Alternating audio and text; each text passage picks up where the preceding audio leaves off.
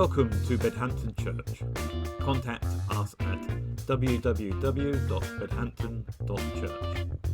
But for now, let's continue that journey with this input. So last time in our sermon series, Max covered the hope in the books of Jeremiah and Lamentations, and I allocated myself the topic of lament. Lamentations models a biblical theology of bringing grief and questions before God in a raw and undiluted way. It's an expression of faith, not doubt. The poet Jeremiah does not deny God's justice, but appeals to his mercy, demonstrating a deep trust in God's presence and his character. In lamenting, we are expressing a belief that God is inclining his ear to us. And I aim to demonstrate that this is such a good and healthy process. God cares deeply about our pain and suffering. When we lament, we are articulating the unfairness in our lives. As we express our grief, we can trust in his justice to come through for us, but in his timing and not always in the way we expect. In the Lamentations reading, the nation had been under siege for 2 whole years. Food and water had been scarce. We heard in the gospel reading a reference to Jeremiah connecting that, as happened with the pursuit of Jesus as an infant, women had also lost their children in this siege instigated by the Babylonians in the Old Testament. We read in chapters 1 and 2 of this national disaster. Then we home in from chapter 3 to the personal, the individual. We aren't statistics, we are individuals. And Jeremiah cries out with 19 grievances. Lamentation 3 is full of language drawn from other parts of the Old Testament. In chapters 3, verse 5 of Lamentations, Jeremiah says, "He has besieged me and surrounded me with bitterness and hardship." Jeremiah was known as the weeping prophet. Chapter 9, verse 1 stated, "Oh, that my head were a spring of water and my eyes a fountain of tears. I would weep day and night for the slain of my people." Now, before we really get into this, I would like to emphasize that hardship and tragedy is not always God passing judgment for sin. It isn't always a punishment. In this situation in the Old Testament, people were warned for 100 years that judgment would be passed on Jerusalem if they did not turn from their ungodly ways. And boy, have they suffered and lost sight of God. In the earlier chapters, they refer to him in the third person, he or him, now as they feel once removed from God. Then at last, at verse 18, even though it's a dark saying, it provides a flicker of light as Jeremiah names the Lord. "So I say, my splendor is gone, and all that I hoped for from the Lord." He has reconnected to God, but then he has to move from complaint to humility. There is an element of pride where we don't open up to Christian friends and we don't even open up to God. "How are you doing?" "Pretty good, thanks." No, how are you really doing? Our society is consumed with not dealing with bad things or sad moments. Social media is full of people portraying everything as wonderful all the time. I once bottled up some serious stuff and it drove me into half an hour of complete insanity. I was trying to be the girl that had it all, despite a challenging career, a sick baby, a toddler vying therefore for my attention, and Graylingwell Hospital pressing to discharge my mother into my care. I struggled even to find proper time for God. One morning I woke up feeling no one was noticing how much I had going on. Oops. Despite me not asking for help or offloading. No one was recognising my stress. So in that moment, I hatched a plan to get people to notice. And I was going to drive off to Edinburgh to escape it all. Why Edinburgh? I don't know. But I spent 20 minutes planning it, and then my insane moment had passed, and I realised I just needed to reconnect with God, the one who knew what was going on anyway. And I got on my knees and prayed, letting it all out in a flood of tears.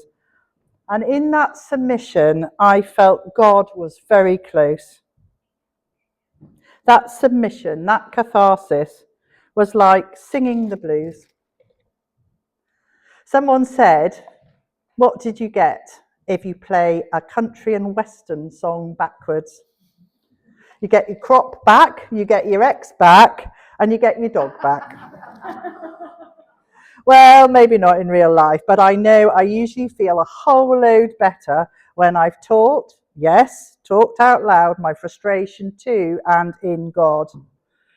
When I've got all of those porridgey spoons that are weighing me down out of my rucksack, sometimes too when I've had a good cry, the impression I get from the word lament is don't hold back those emotions that God gave you as a stop valve. Have your own personal teaspoon amnesty. He encourages us to examine ourselves too. It guides us to the right place. Let us examine ourselves too. Let us examine our ways and test them. And let us return to the Lord. Let us lift up our hearts and our hands to God in heaven and say, we have sinned and rebelled.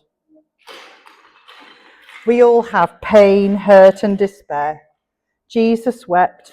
God regretted. He made mankind in Genesis 6. Utter despair, utter anguish. The great Christian thinker and writer Charles Spurgeon knew a lot about depression, but drew great comfort from the fact that Jesus Christ walked this earth and knew tears and love and fear. He prayed in the darkness of the garden and cried out in anguish on the cross. And so he walks with us in our pain and understands it. If you're trusting in Jesus, it's okay for life's hardships to affect your emotions or to express those feelings like Jeremiah and David did. These people are dealing with anguish in a healthy way. Look at the Samaritans' helpline. They saved lives just by facilitating people to talk about their problems. No advice is given.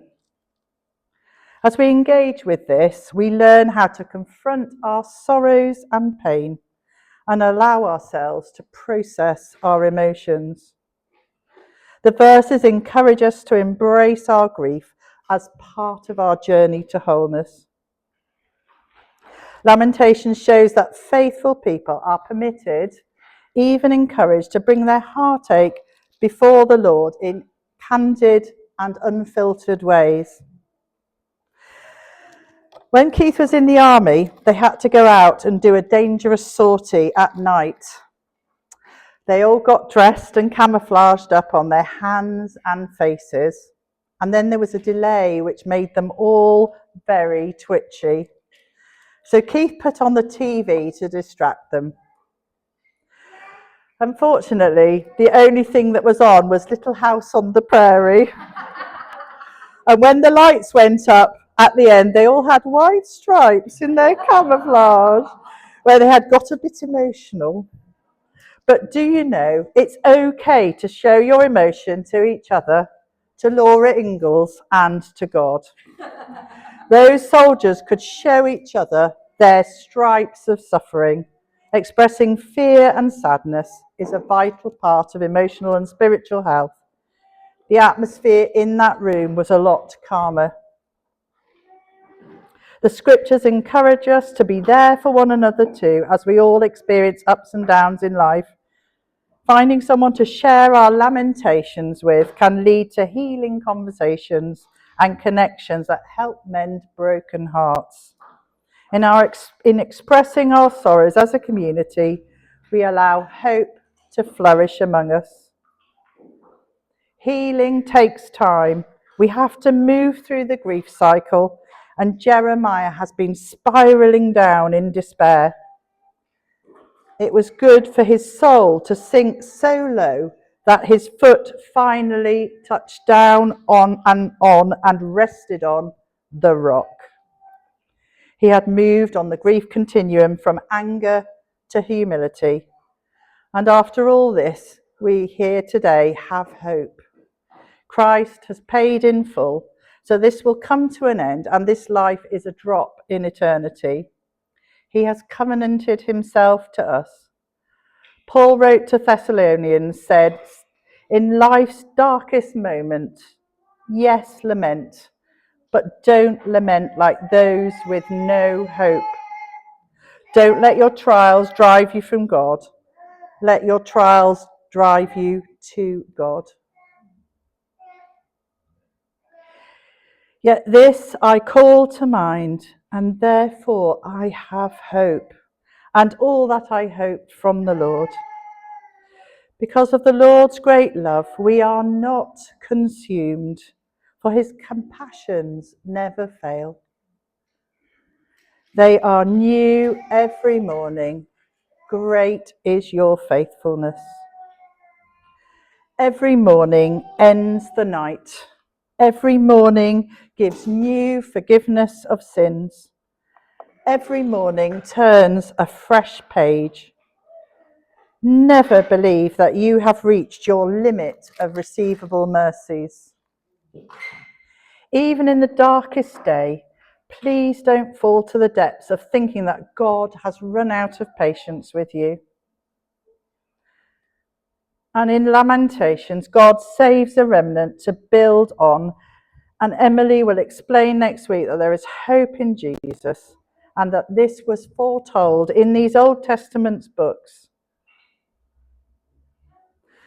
And to sign off chapter 3, I just wanted to leave us with the thought that the Lord will provide for us too if, after lament, we will rest in him.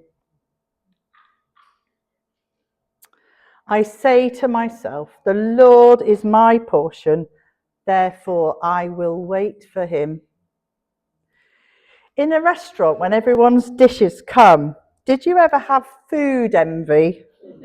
If you chose a different dish to your fellow diner and it does not look so nice, and or it's a smaller portion. But this verse tells us if we are here today, we chose the right one on the menu. And God's beloved people, his chosen ones, all say, Amen. You have been listening to Bedhampton Church.